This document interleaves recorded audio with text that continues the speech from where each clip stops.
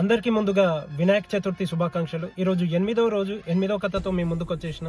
ఈ వీడియోలోకి వెళ్ళిపోయే ముందు వీడియోని లైక్ చేయండి, షేర్ చేయండి అండ్ సబ్స్క్రైబ్ చేసుకోండి మన ఛానల్ ని. ఈ 8వ రోజు కథలో భాగంగా వినాయకుని యొక్క 8 అవతారాల గురించి తెలుసుకుందాం. ఆ అవతారాలు ఏంటి అనేది. ఫస్ట్ అవతారం వచ్చేసి వక్రతుండ. వక్రతుండ అంటే మనకు వినాయకుని యొక్క తుండం ఇలా వంకరగా ఉంటుంది చూడండి, ఆ అవతారం. ఈ వక్రతుండ అనే అవతారంలో మత్సాసుర అనే రాక్షసుని సంహరించాడు వినాయకుడు. సెకండ్ అవతారం వచ్చేసి ఏకదంత.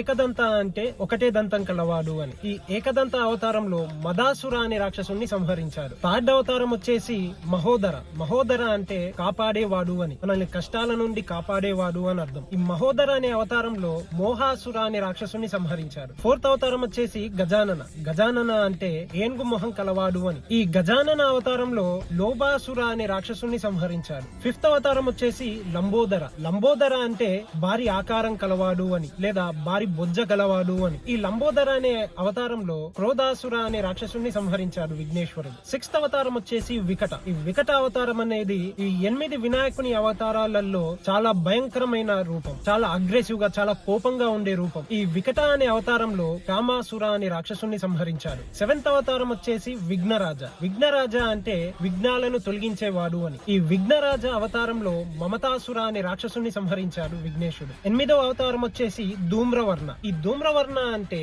పొగ ఆకారం లేదా పొగ రంగు కలవాడు అని. ఈ ధూమ్రవర్ణ అవతారంలో అహంకారాసుర అనే రాక్షసుని సంహరించాడు విఘ్నేశ్వరుడు. ఈ 8 అవతారాల నుంచి మనం నేర్చుకోవాల్సిన విషయాలు చాలా ఉన్నాయి. వాటిపైన నేను ఒక సెపరేట్ ఫుల్ వీడియో చేసి పెడతాను. సో మీరు ఆ వీడియో మిస్ కావద్దనుకుంటే ఇప్పుడే సబ్స్క్రైబ్ చేసేసుకోండి మన ఛానల్ ని. వినాయక చతుర్థి నవరాత్రుల్లో రేపు 9వ రోజు 9వ కథతో మళ్ళీ మీ ముందుకు వచ్చేస్తాను. That's it for this video. Don't forget to like, share and subscribe to hello మిత్రమా.